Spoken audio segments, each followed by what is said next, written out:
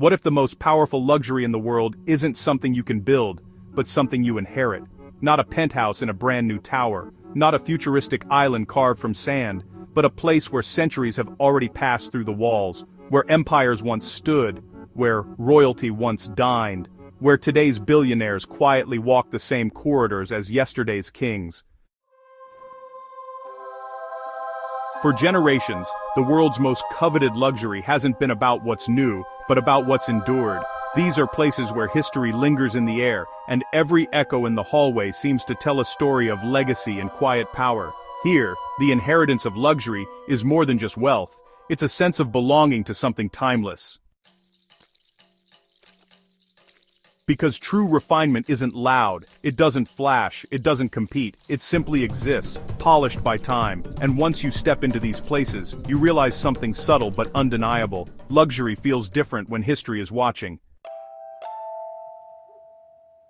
Number 1. Vienna, Austria. There's a certain stillness in Vienna. Grand palaces line immaculate boulevards, chandeliers hang from ceilings that have witnessed imperial strategy and classical genius. This was the heart of the Habsburg Empire, a dynasty that shaped Europe for centuries, and today, diplomats, old European families and global elites quietly maintain residences in historic buildings that feel more like private museums than apartments. But here's what makes Vienna refined. It never rushes to modernize its soul. Five-star hotels operate inside former palaces. Concert halls still echo with Mozart and Strauss. When the elite gather here, it isn't to be seen. It's to align themselves with continuity. Vienna doesn't just offer luxury, it offers lineage. Number 2. Florence, Italy. Renaissance wealth built this city, and you can still feel it in the stone. Private estates sit behind heavy wooden doors, hiding frescoed ceilings and courtyards unchanged for centuries. Florence isn't about excess, it's about artistry. The Medici family once used their fortune to shape culture itself, and today's ultra-wealthy arrive seeking that same connection between power and refinement. Exclusive fashion houses host intimate events in centuries-old palazzos. Collectors bid on art where the Renaissance was born. And here's the quiet tension. In Florence, you cannot fake sophistication. Money may open doors, but taste determines whether you're welcomed inside. It's a city that tests whether wealth has depth. Number 3. Edinburgh, Scotland. At first glance it feels dramatic. A castle rising over the city, cobblestone streets winding through centuries of history, but beneath the medieval aesthetic lies something distinctly elite. Edinburgh's new town, with its Georgian architecture, has long been home to scholars, financiers, and legacy families. Private clubs operate behind understated facades. Estates in the surrounding countryside host gatherings that blend tradition with influence. What makes Edinburgh refined isn't spectacle, it's intellect. Conversations here lean toward philosophy, policy, long-term strategy. Prestige feels thoughtful, measured, and perhaps that's why it endures. Number 4. Istanbul, Turkey.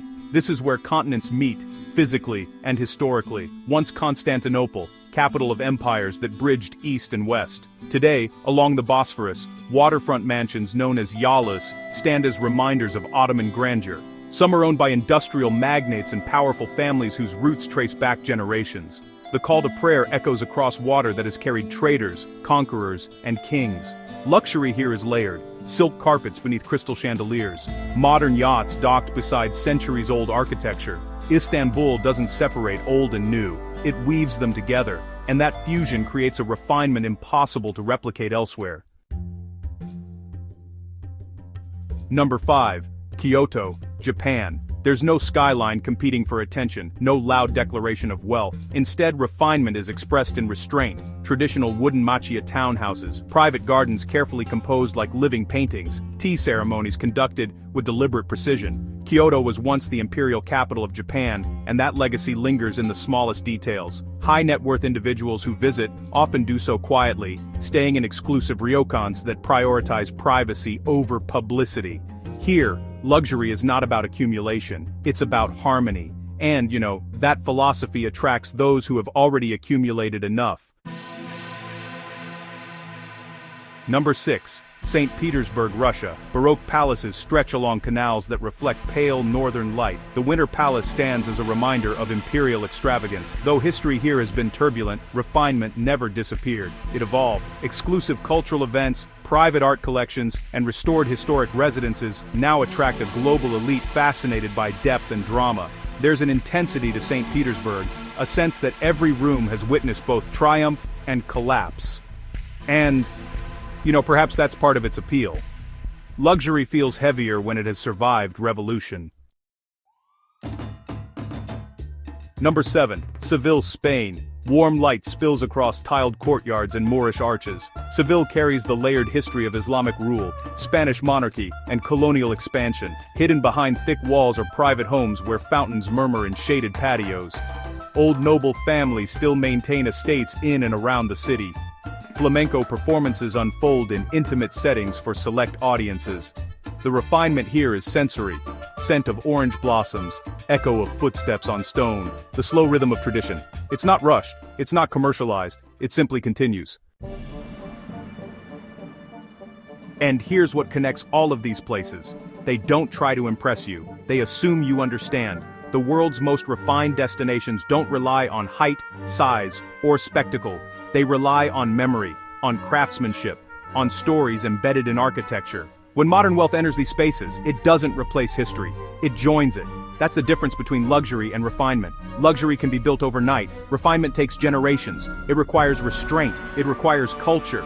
It requires time to polish every surface, soften every edge, and filter out everything unnecessary. For the global elite, these destinations offer more than comfort. They offer legitimacy, a sense of stepping into a continuum rather than standing alone at the top. Because once you reach extreme wealth, the question shifts. It's no longer, how much do you have? It becomes, where do you belong? And belonging cannot be manufactured.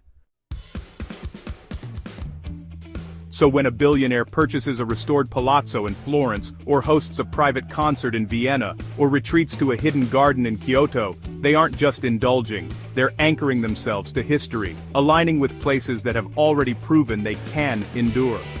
Because markets fluctuate, trends fade, new money rises and falls. But refinement, true refinement, survives. And in a world obsessed with the next new thing, perhaps the ultimate luxury is choosing a place that has already stood the test of centuries, and quietly deciding to stand with it.